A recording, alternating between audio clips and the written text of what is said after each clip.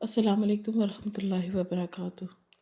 میں شہر کا مشہور ڈاکٹر تھا۔ میرے بیٹے شازل نے یونیورسٹی میں ٹاپ کر کے گولڈ میڈل لیا تو اس نے اسٹیج پر مجھے یا میری بیوی کو بلانے کے بجائے ایک بوڑھی عورت کو بلایا۔ میری بیوی اور میرا غصے سے بہت برا حال ہو گیا، لیکن جب میری نظر اس بوڑھی عورت پر پڑی تو میرے قدموں کے نیچے سے زمین نکل گئی، کیونکہ وہ کوئی اور عورت نہیں بلکہ میری شازل مراد میرا لاڈلا بیٹا تھا، اور وہ اتنا ذہین تھا کہ کبھی کبھی تو مجھے اسے دیکھ کر یہ حیرت ہوتی تھی کہ وہ نہ جانے کس پر چلا گیا ہے، کیونکہ میں تو اپنی پڑھائی میں بس ایک ایوریج اسٹوڈنٹ رہا تھا۔ وہ تو میری والدہ کی دن رات کی محنت تھی جس نے مجھے اس قابل بنا دیا تھا کہ میں میڈیکل کی ٹف پڑھائی کے قابل ہو سکوں۔ جیسے ہی مجھے میری والدہ کی یاد آئی تو میرا دل ایک دم سے بوجھل ہو گیا۔ برسوں گزر چکے تھے لیکن میں اب بھی احساس جرم میں مبتلا تھا۔ میں نے گہری سانس لے کر شیشے کی طرف دیکھا۔ میرے بالوں میں بڑھتی ہوئی سفیدی اس بات کا پتہ دے رہی تھی کہ اب میری عمر ڈھلتی جا رہی ہے۔ میری بیوی اس شہر کی مشہور ڈاکٹر تھی۔ اللہ نے اس کے ہاتھ میں اتنی شفا رکھی تھی کہ لوگ دور دراز کے علاقوں سے اٹھ کر اس کے پاس علاج کروانے پہنچ جاتے تھے، اور میں دماغی امراض کا ماہر تھا اور سرکاری ہاسپٹل میں اپنی ڈیوٹی پوری کرنے کے بعد اپنا پرائیویٹ کلینک بھی چلاتا تھا۔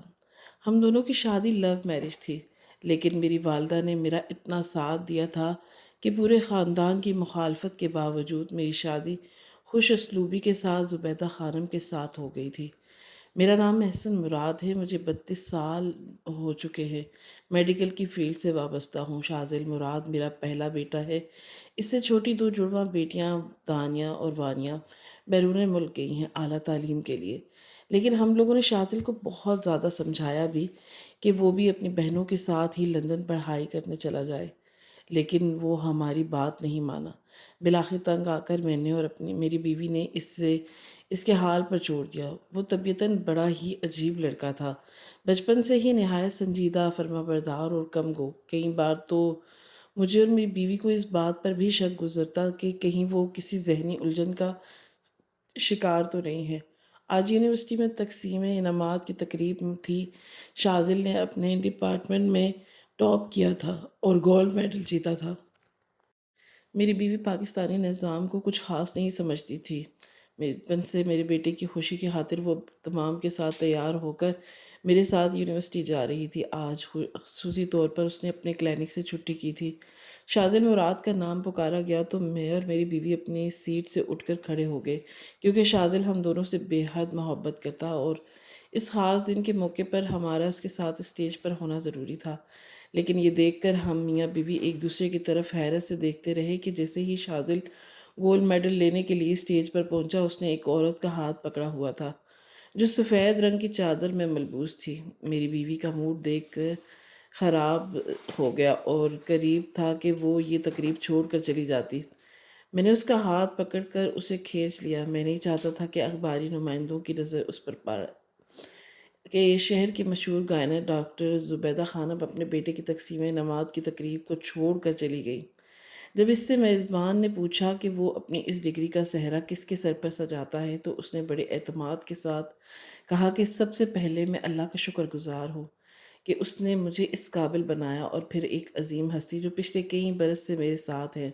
میں ان کی دعاؤں اور کاوشوں کی وجہ سے یہاں تک پہنچا ہوں۔ یہ سن کر ایک بار پھر میرے دل میں امید پیدا ہوئی کہ اب وہ ہم دونوں میں سے کسی کا نام لے گا، لیکن شازل نے اپنے پیچھے کھڑی ہوئی اس عورت کا ہاتھ پکڑ کر جیسے ہی سامنے کیا تو میں یہ دیکھ کر ہکا بکا رہ گیا کہ وہ کوئی اور عورت نہیں بلکہ میری بوڑھی ماں تھی، جسے میں نے 14 سال پہلے دھکے مار کر اپنے گھر سے نکال دیا تھا۔ جب میری بیوی نے مجھے اس شکایت کی تھی کہ وہ اس کے دوستوں کے سامنے اس کی انسلٹ کرتی ہیں، اور جب بھی گھر میں پارٹی ہوتی ہے تو میری ماں اس کی دوستوں کو برا بھلا کہتی ہیں، میں نے تو کبھی سوچا بھی نہیں تھا کہ میں دوبارہ اپنی ماں کا چہرہ دیکھ پاؤں گا۔ مجھ سے زیادہ خراب حالت زبیدہ کی تھی، جو حیرت سے منہ کھول کر میری ماں کی طرف دیکھ رہی تھی۔ میری ماں نے کانپتے ہاتھوں کے ساتھ شازل کے سر پر ہاتھ رکھا اور دعائیں دیں۔ ہال میں تولیاں گونج رہی تھی، اور جب شازل مراد نے یہ کہا کہ میں آج جو کچھ بھی ہوں وہ صرف اپنی دادی جان کی وجہ سے ہوں، زبیدہ یہ سن کر وہاں ٹھہری نہیں، ذلت کے احساس کی وجہ سے اس کا چہرہ سرخ ہو رہا تھا، اور میں جانتا تھا کہ وہ کس قدر ضدی اور گھمنڈی عورت ہے۔ وہ فوراً اپنا پرس اٹھا کر غصے سے اپنی ہیلز کے ساتھ ٹک ٹک کرتی وہاں سے چلی گئی۔ شاذل مراد بڑے ہی پروقار انداز سے اپنی دادی کا ہاتھ پکڑ کر اسٹیج سے نیچے اتر رہا تھا۔ اس کے اساتذہ اور اس کے کلاس فیلوز خوشی سے اب تک تالیاں بجا رہے تھے۔ وہ میرے پاس سے ہوتا ہوا گزر گیا اور میں اسے مبارکباد بھی نہ دے سکا۔ واقعی میری والدہ تھی تو اتنی ہی ذہین اور عظیم، جس نے مجھے جیسے نالائق انسان کو میڈیکل کی سخت پڑھائی کے قابل بنا دیا، تو وہ اپنے پوتے پر کس قدر محنت کرتی ہوں گی۔ آپ سبھی لوگ سوچ رہے ہوں گے کہ میری والدہ آخر ہیں کون؟ تو ناظرین، میری والدہ ایک سرکاری اسکول کی ریٹائرڈ پرنسپل ہیں، جنہوں نے میرے ابو کے وفات کے بعد نہ صرف گھر سنبھالا بلکہ نوکری کر کے ہم سب بہن بھائیوں کی پرورش بھی کی۔ مجھ سے چھوٹا بھائی عادل مراد پچھلی کئی دہائیوں سے امریکہ میں ڈاکٹر کے پیشے سے وابستہ ہے، اور میری دونوں بہنیں قطر میں اپنی خدمات انجام دے رہی ہیں۔ میری والد ایک شہید فوجی افسر تھے۔ بابا نے شادی سے پہلے میری ماں ملٹری اسکول میں پڑھتی تھی، اور پھر انہوں نے مختلف امتحانات دے کر سرکاری نوکری حاصل کی تھی۔ مجھے سے اچھی طرح سے اب بھی یاد ہے کہ انہیں تعلیم کا کس قدر جنون تھا۔ جب ہم بہن بھائی چھوٹے تھے، اس وقت بھی وہ محلے کے بہت سے بچوں کو میڈیکل کی تیاری کرواتی تھی، اور میری والدہ ان کے اس نیک کام میں ہمیشہ ان کے ساتھ تھی۔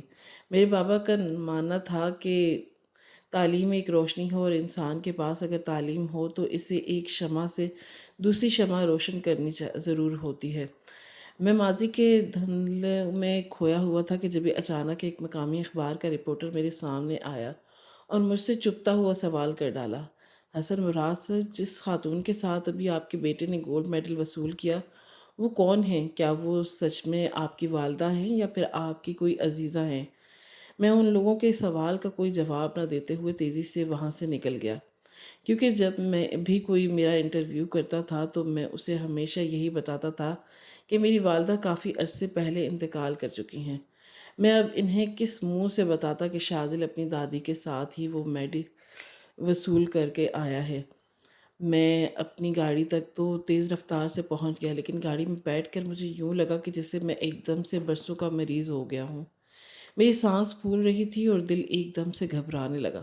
شاذل میرا اکلوتا بیٹا تھا، اور وہ مجھے اس سے بے شمار امیدیں وابستہ تھی، لیکن اگر وہ اس اہم دن کے موقع پر مجھے اور میری بیوی کو نظر انداز کر سکتا ہے تو پھر مستقبل میں مجھ سے اس سے کیا امید رکھنی چاہیے۔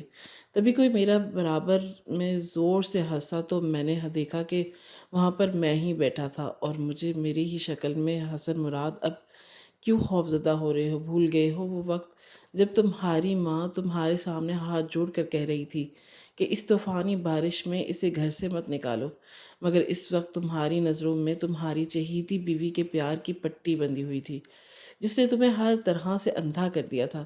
دیکھو، تمہاری وہی عمر میں تم نے اپنی بوڑھی ماں کو رسوا کر کے گھر سے نکالا تھا۔ شکر کرو کہ تمہارے ہاتھ پاؤں ابھی بھی سلامت ہیں، تم کسی بھی اولاد کے محتاج نہیں۔ میں نے اپنے ہم شکل کی باتیں سنی اور اپنے کانوں پر ہاتھ رکھ کر زور سے چیخ پڑا۔ تھوڑی دیر بعد میں تیزی سے گاڑی چلا کر اپنے گھر کی طرف جا رہا تھا کہ اچانک ہی سامنے سے آتے ہوئے ایک تیز رفتار ٹرک نے میری گاڑی کو ہٹ کر دیا۔ میں نے بریک لگا کر گاڑی موڑنے کی بڑی کوشش کی، لیکن پھر بھی وہ مجھے کھینچتا ہوا بہت دور تک لے گیا، اور پھر میرا ذہن تاریکیوں میں ڈوب گیا۔ جب میری آنکھ کھلی تو میرا پورا وجود سفید پٹیوں میں جکڑا ہوا تھا۔ مجھے سب کچھ دھندلا دھندلا سا نظر آ رہا تھا۔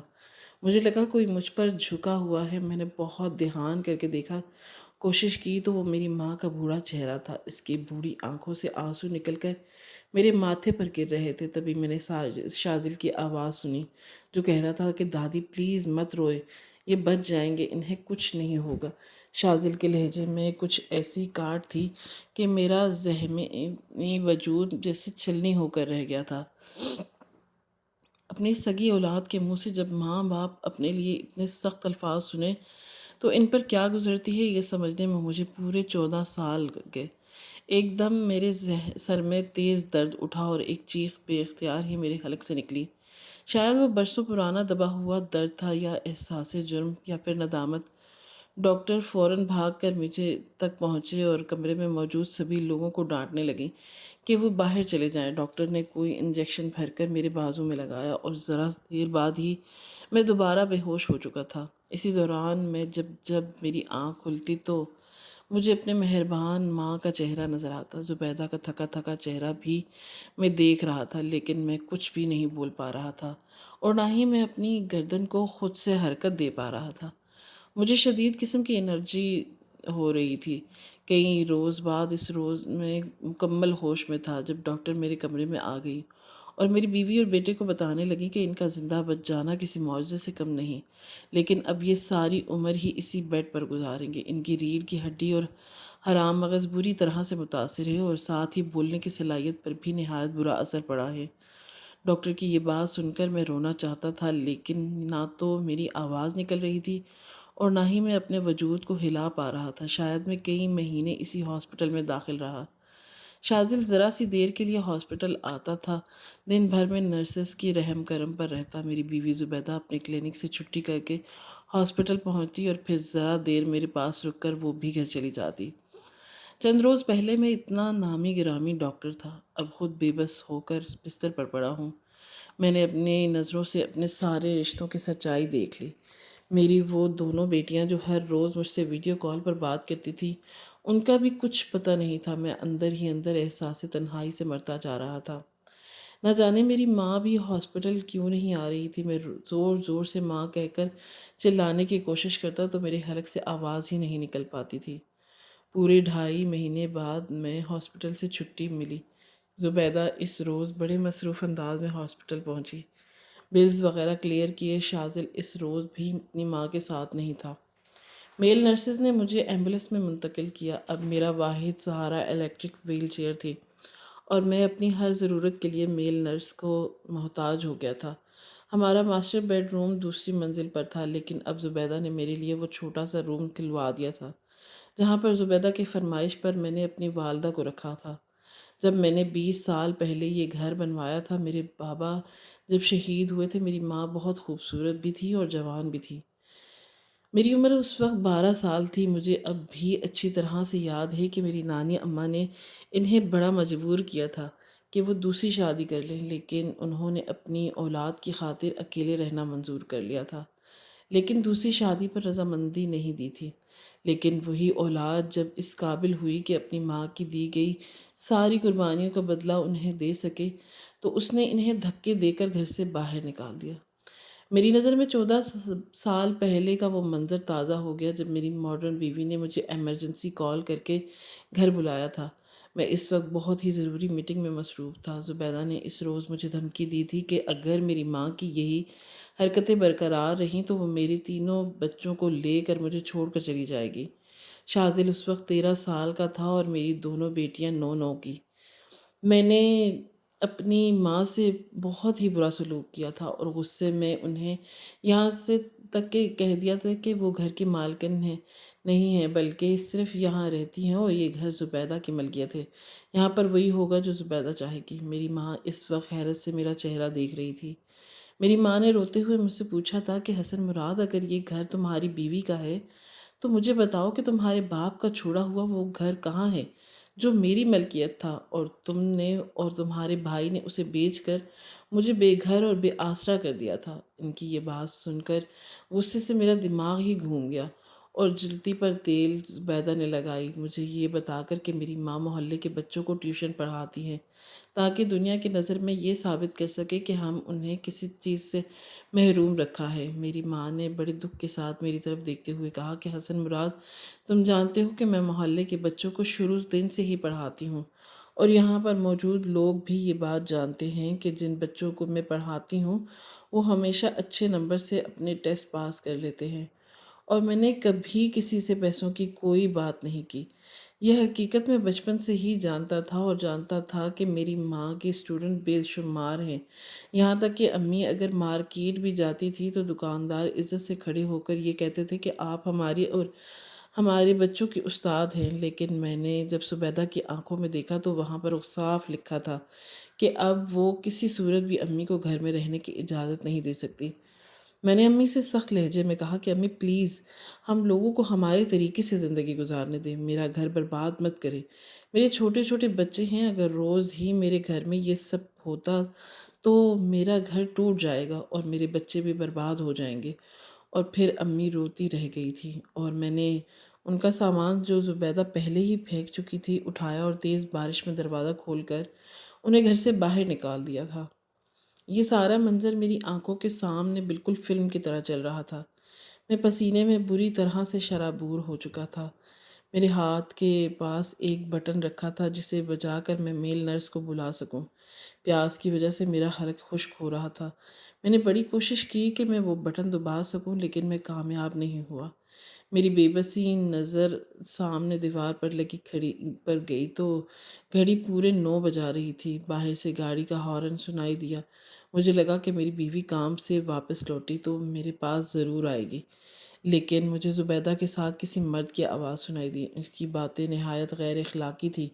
یوں لگ رہا تھا کہ جیسے زبیدہ اپنے ہوش و حواس میں نہیں ہے۔ غیرت اور غصے کی وجہ سے میرا خون ابل رہا تھا اور میں کچھ بھی نہیں کر پا رہا تھا۔ کیا میری بیوی کردار کی اتنی کمزور ہے کہ 4 ماہ پہلے اگر میں بستر پر پہنچا تو وہ یہ سب کرے گی؟ میں نے غصے سے پوری قوت استعمال کی اور اپنا ہاتھ بٹن کی طرف بڑھایا۔ میل نرس بھاگا بھاگا کمرے میں پہنچا تو میں نے اسے اشارہ کیا کہ وہ مجھے باہر لے جائے۔ یہ لڑکا بہت ہی غریب گھر کا تھا اور میں نے ترس کھا کر اسے خود اپنے ہاسپٹل میں نوکری دی تھی۔ وہ میرا اشارہ تو سمجھ گیا لیکن نظر جھکا کر کھڑا ہو گیا۔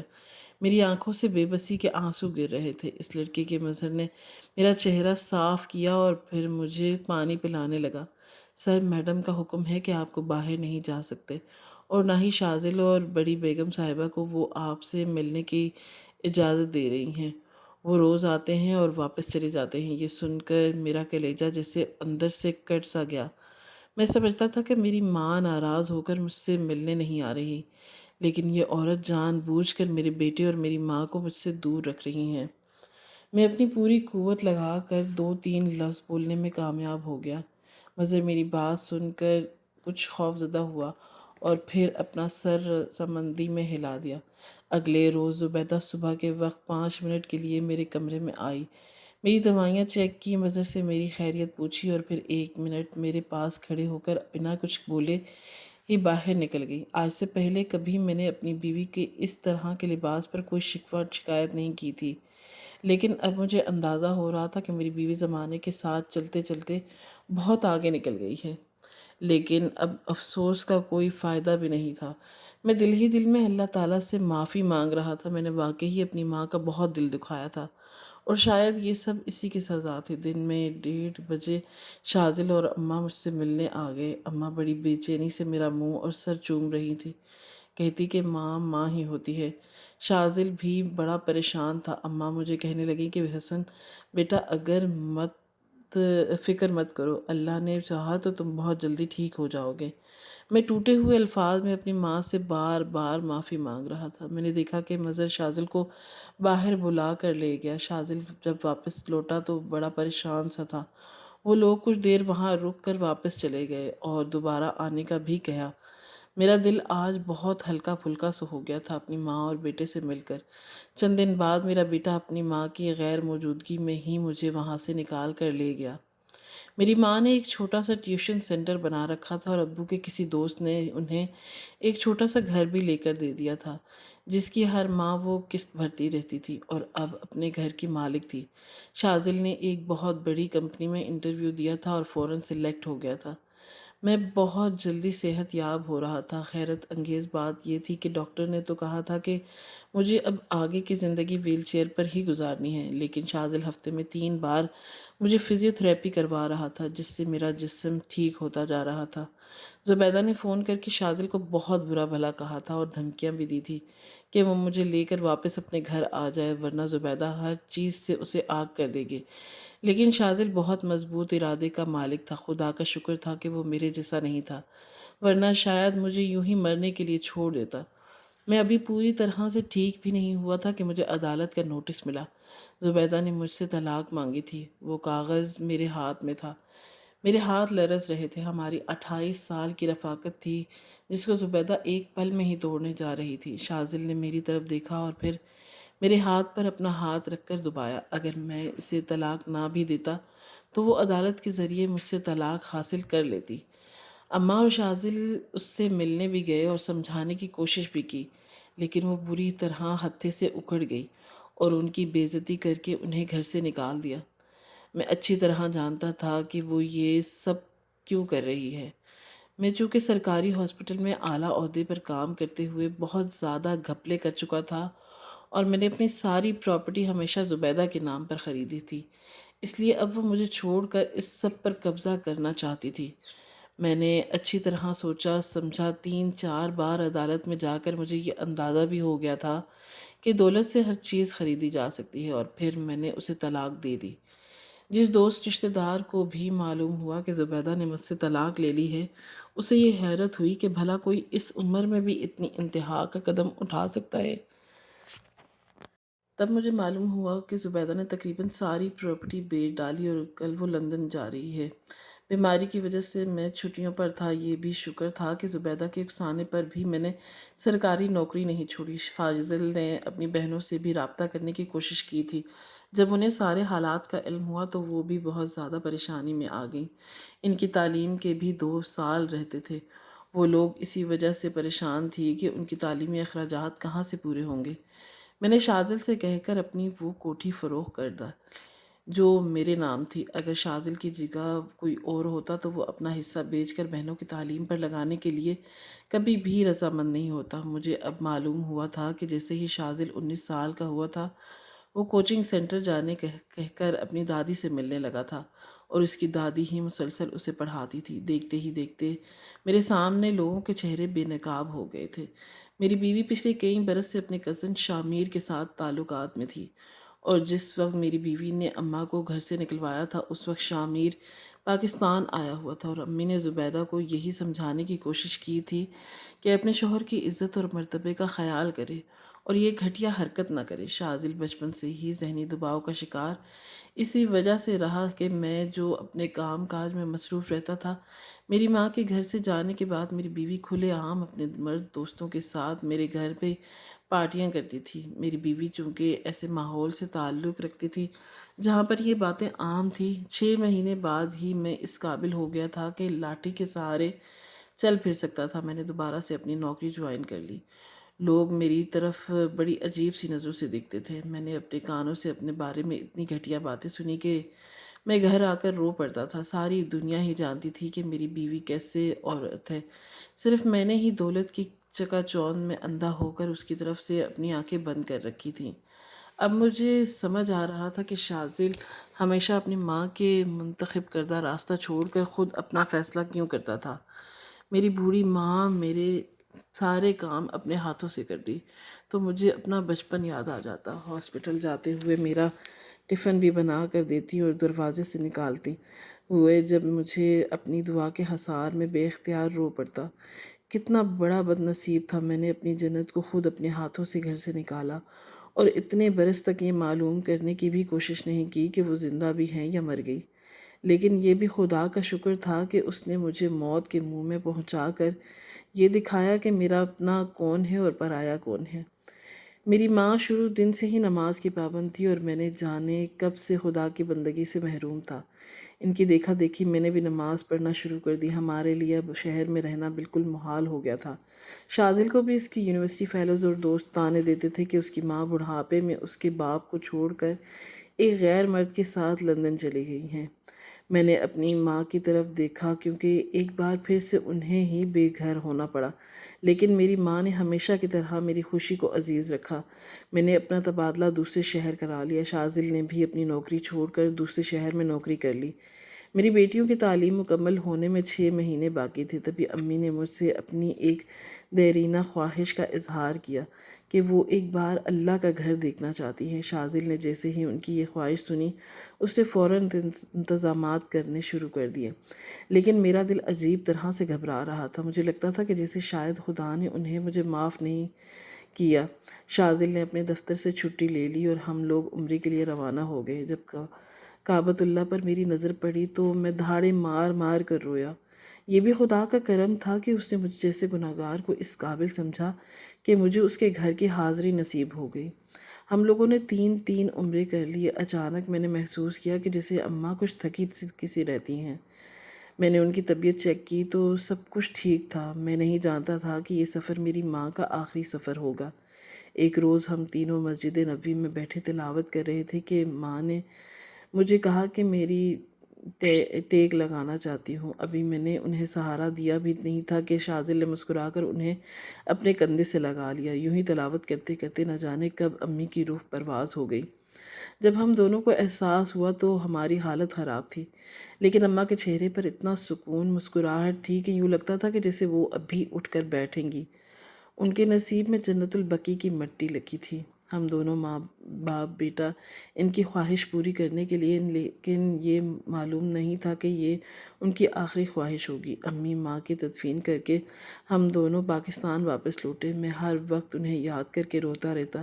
ایک روز تہجد کے وقت مجھے محسوس ہوا جیسے ابو اور امی کمرے میں داخل ہوئے ہیں اور انہوں نے مجھے سہارا دے کر اٹھایا اور کافی دیر تک بیٹھ کر مجھ سے باتیں کرتے رہے۔ ابو نے میرے کندھے پر ہاتھ رکھ کر کہا کہ حسن مراد، میں پچھلے کئی سالوں سے بہت تکلیف میں تھا، مگر خدا کا شکر ہے کہ اس نے تمہیں ہدایت بخشی۔ اب تم بھی اپنے بچوں کے بارے میں سوچو۔ ہم دونوں جہاں ہیں بہت خوش ہیں۔ وہ دونوں مجھ سے مل کر کمرے کے دروازے سے نکل گئے۔ شاذل بھی اس وقت تہجد پڑھنے اٹھا تھا۔ جب مجھے اٹھانے پہنچا تو میں گمسم کھلے ہوئے دروازے کی طرف دیکھ رہا تھا۔ کمرے میں یہ ہر طرف گلاب اور چنبیلی کی خوشبو تھی۔ گلاب امی کو بہت پسند تھا اور چنبیلی ابو کو۔ کہتے ہیں کہ ماں باپ مر کر بھی اپنی اولاد کی تکلیف میں نہیں دیکھ سکتے، اور یہ بات سچ تھی۔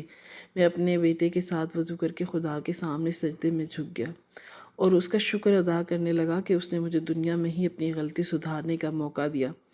ناظرین، آپ کو آج کی یہ کہانی کیسی لگی؟ کامنٹ باکس میں اپنی رائے کا اظہار ضرور کریے گا، اور مزید اس طرح کی سبق آموز کہانیاں سننے کے لیے ہماری ویڈیوز کو لائک کریں، شیئر کریں اور ہمارے چینل کو سبسکرائب کریں۔ اللہ حافظ۔